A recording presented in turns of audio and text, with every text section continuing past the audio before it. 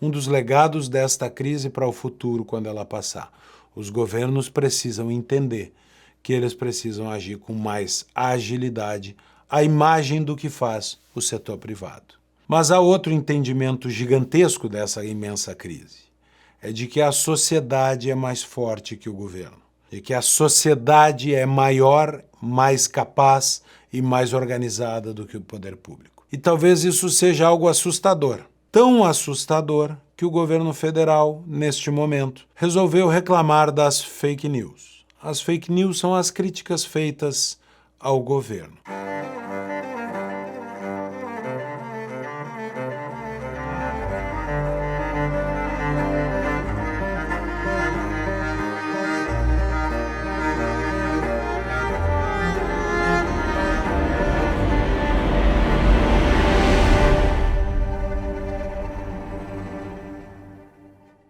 Civil salva civil. Não, essa frase não foi inventada pelos voluntários que ajudaram a salvar tantas vidas no Rio Grande do Sul. Ela não foi inventada por líderes que queriam desmerecer o papel do poder público no enfrentamento da desgraça. Não.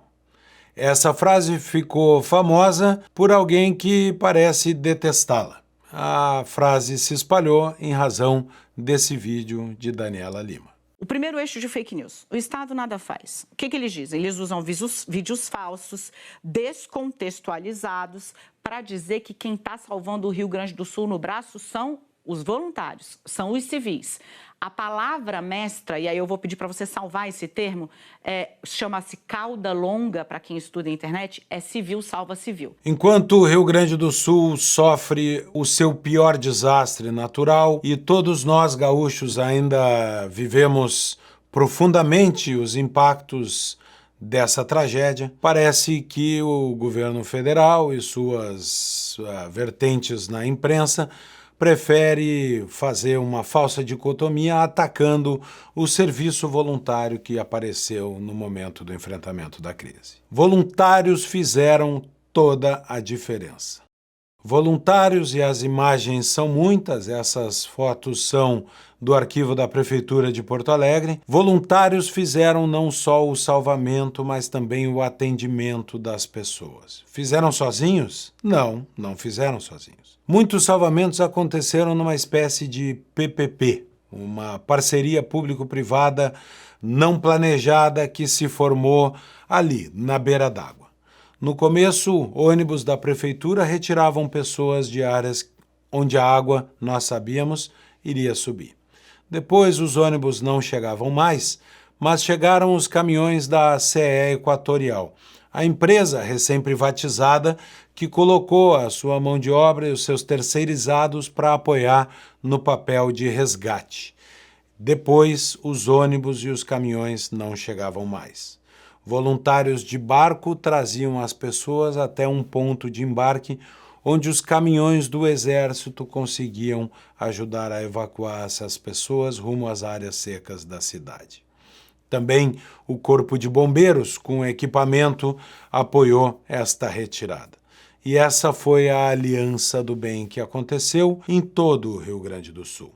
Quando chegava um salvamento, ninguém indagava se tratava de um agente do Estado ou um agente da sociedade. Esta dicotomia não apareceu com esse grau de divisão até que Daniela Lima resolvesse criar um muro entre os tipos diferentes de socorristas. Sim, dezenas de milhares de voluntários saíram de suas casas para apoiar o trabalho de resgate e acolhimento das pessoas. Não foi só na ponta, na mão de obra que esses voluntários trabalharam.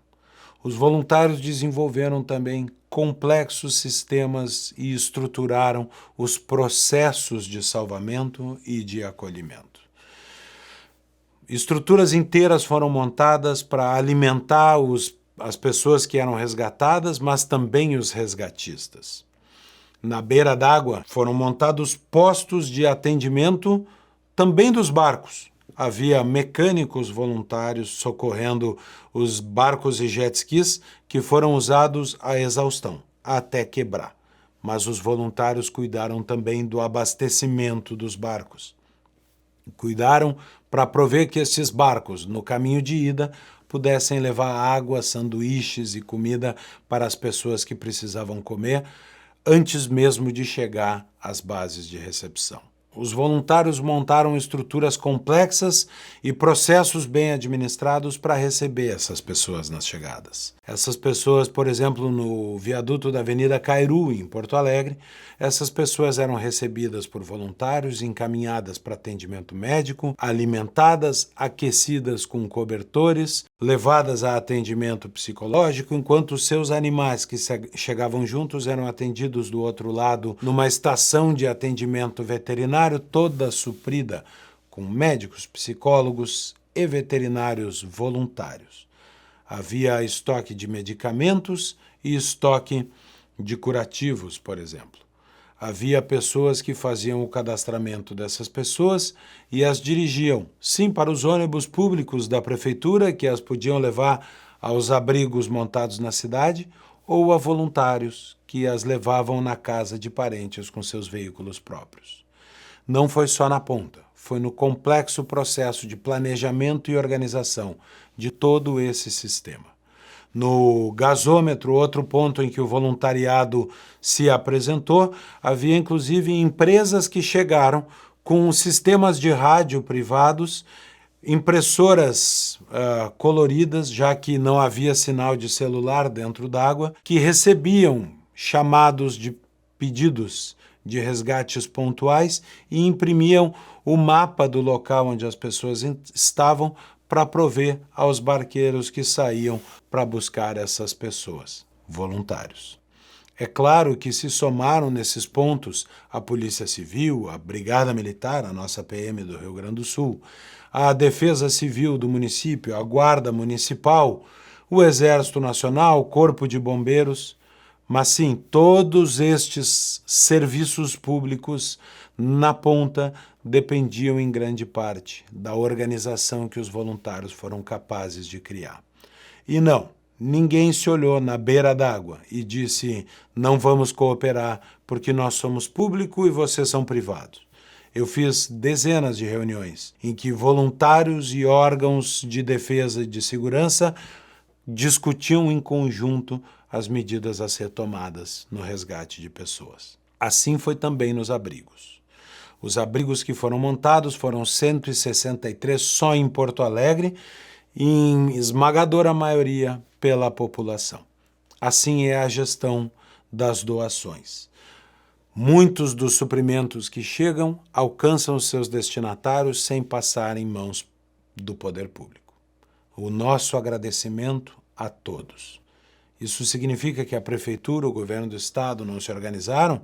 É claro que não. As doações que chegam no poder público, seja de Porto Alegre, de qualquer um dos municípios atingidos ou do estado, estão também sendo organizadas e chegando na ponta onde são necessárias, de forma desburocratizada, mais ágil. E acho que esse é um dos legados desta crise para o futuro, quando ela passar. Os governos precisam entender que eles precisam agir com mais agilidade, a imagem do que faz o setor privado. Mas há outro entendimento gigantesco dessa imensa crise. É de que a sociedade é mais forte que o governo. De que a sociedade é maior, mais capaz e mais organizada do que o poder público. E talvez isso seja algo assustador. Tão assustador que o governo federal, neste momento, resolveu reclamar das fake news. As fake news são as críticas feitas ao governo.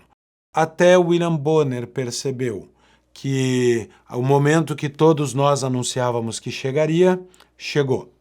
O momento em que o discurso do governo de que combatia fake news se converteria no puro e simples combate às críticas do povo.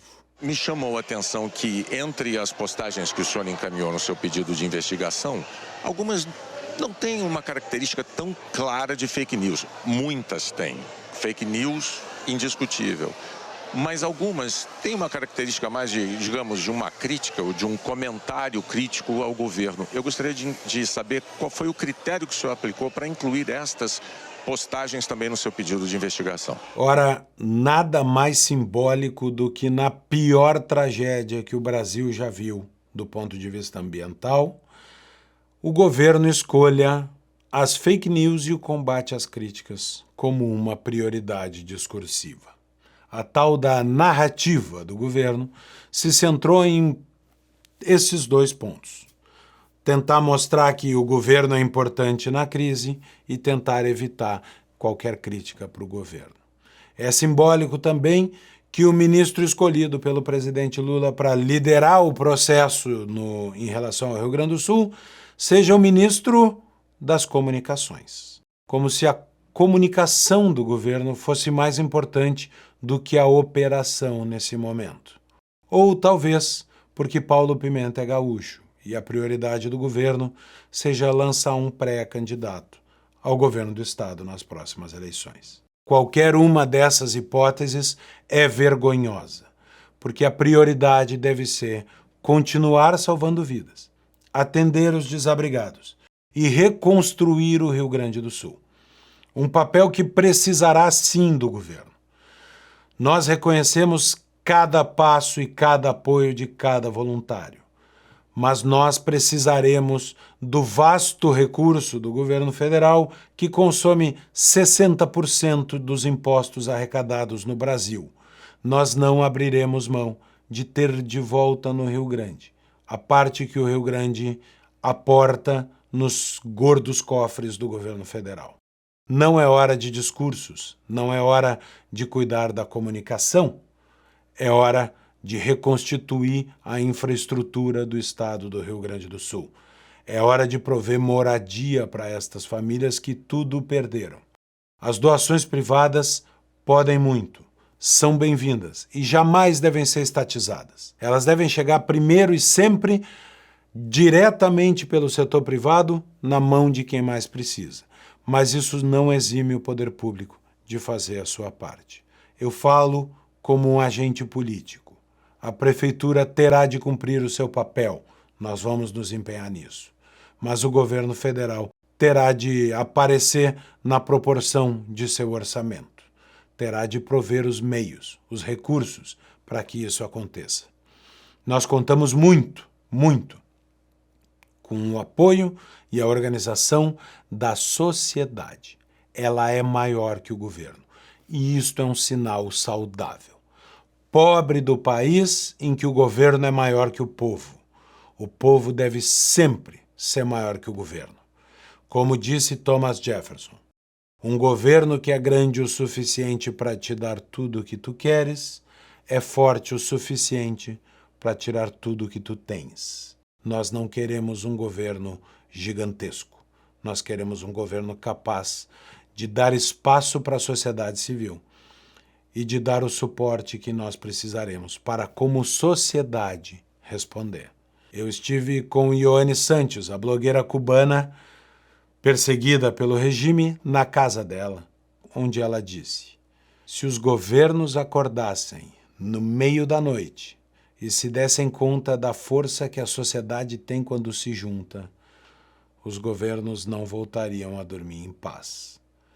Acorde, governo Lula, e se dê conta da força que a sociedade gaúcha tem. Todos os gaúchos estão empenhados. E nós aqui também. Eu não voltarei a vestir o paletó que o Magna Carta pede até que nós possamos tirar os coturnos e voltar a andar com a normalidade no coração de Porto Alegre. Mas todos os gaúchos estarão fardados e com toda a sua indumentária tradicional vestidos para ajudar.